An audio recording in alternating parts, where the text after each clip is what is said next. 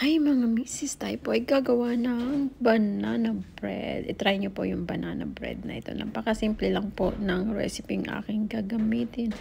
Ayan po, napakalambot at super moist po siya. Napakasarap kainin. Ayan po. Napakaganda, di po ba?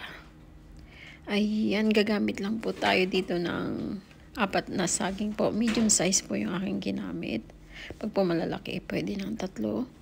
Ayan, imas lang po natin ang banana. Lagay natin ang 2 itlog.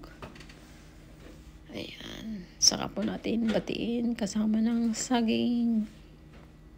Ganyan lang po. I-mix po natin thoroughly. Saka po 1/4 na brown sugar. Pwede rin pong puti.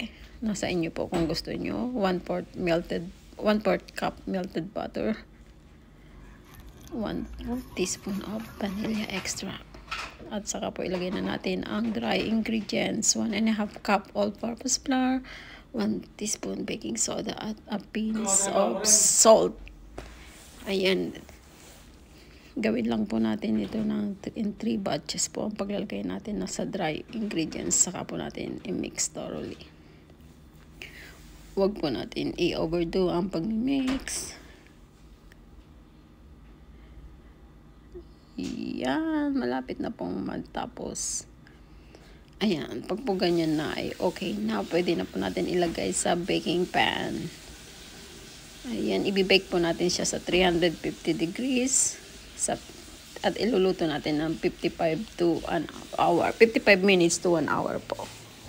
Pwede natin siya lagyan ng chocolate chips. Ayan, ready na po ang ating banana bread. At napakabango po dito ngayon. I-try nyo po at napakasarap.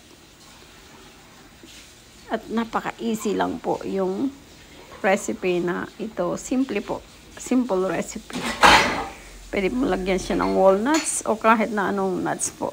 Ayan. Pwede ng raisin. Ayan po, try nyo po. Thank you po sa panonood.